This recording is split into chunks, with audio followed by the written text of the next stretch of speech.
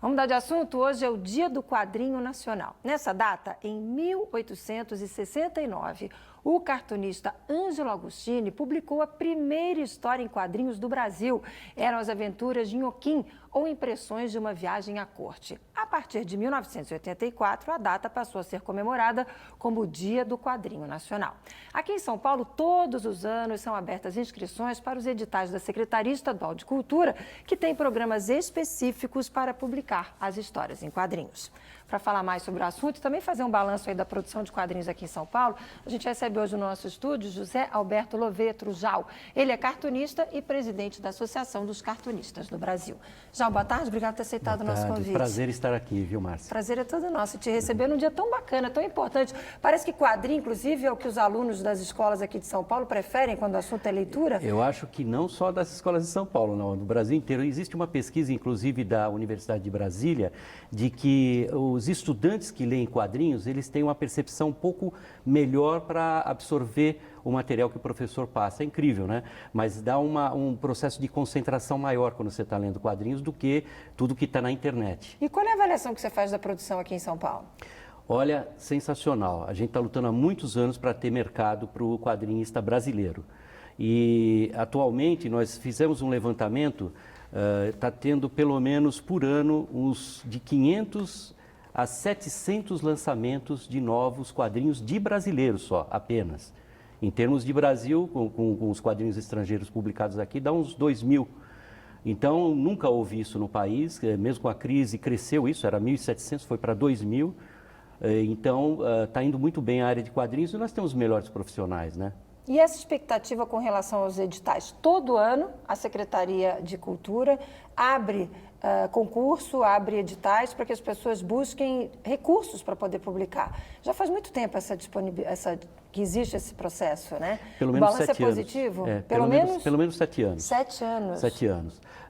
Atualmente são 20 prêmios de R$40 mil cada um. Às vezes, quando tem menos dinheiro para distribuir, baixa um pouquinho isso, mas é 20.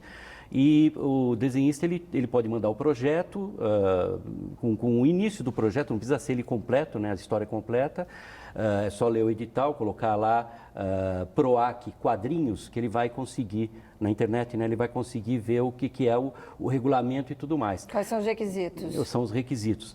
E aí ele terá esses 40 mil para publicar pelo menos 1.000 exemplares do trabalho dele. Ele pode trabalhar também com uma editora, e a editora publicar os 1.000, e ele fica com os 40 mil para ele, inclusive. Tem essa possibilidade, inclusive.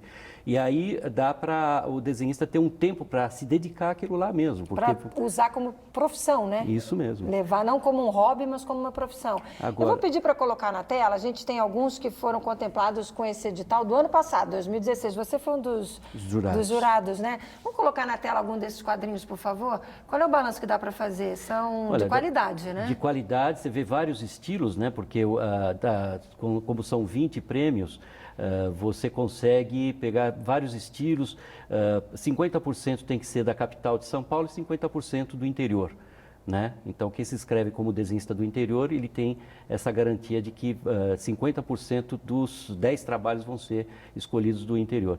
E o material é sensacional, vários desses quadrinhos já estão sendo premiados em eventos.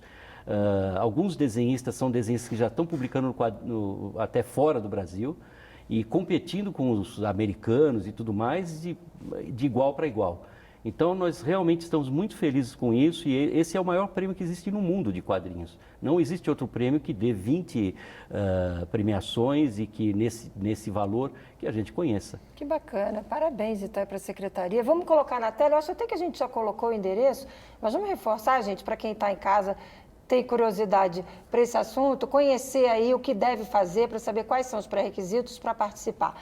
Agora, deixa eu te perguntar uma coisa, com relação a essa polêmica toda, a gente abriu o Repórter São Paulo hoje falando sobre essa história das pichações. Aliás, a gente tem falado sobre isso direto. Você, como artista, qual é a sua avaliação para esse momento? Eu acho que faltou um pouco de diálogo. Os grafiteiros, eu conheço, né? Os grafiteiros que fazem realmente um trabalho muito legal, que não é aquela pichação que suja, e todas as cidades no mundo têm isso daí, Nova York, Paris, todas têm esse espaço para você colorizar um pouco a cidade e tirar um pouco concreto. era uma questão de conversar com eles. Eles são muito unidos, um papo com eles saberia muito melhor, o prefeito saberia muito melhor trabalhar todo esse processo que está acontecendo e não ter esses idas e vindas, um fala mal e tal, essa coisa toda. A gente não precisa perder esse tempo, né? Dá para se conversar. E são todos eles, inclusive tem vários de nível internacional, que nem o Cobra. Mas aí ele é grafiteiro. Como é que fica a situação? Porque tem uma diferença entre grafite e pichar. Isso mesmo. Né? Grafiteiro e pichador. Como é que você avalia isso? Daria para chamar os pichadores para conversar? Porque eles não têm... Pode ser. Sabe uma coisa importante? Vários deles gostam de histórias em quadrinhos. Se o prefeito começa a abrir um espaço, porque eles querem, jovem quer se comunicar, ele precisa de um meio de comunicação. Isso tem estudos de que os pichadores realmente eles querem alguma coisa para se comunicar. Se você passar para eles um curso de quadrinhos, por exemplo, ou outro curso para fazer textos ou para trabalhar com vídeos e tudo mais, você começa a regimentar esse pessoal e dar outra alternativa.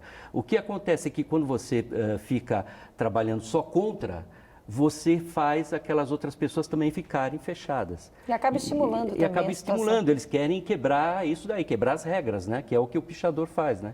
Bom, tá aí o recado do Jal, nesse dia aí do Quadrinho Nacional. Jal, obrigada pela participação, sucesso. Eu que agradeço. Parabéns pelo dia de hoje, até uma próxima oportunidade. Muito obrigado, Márcia.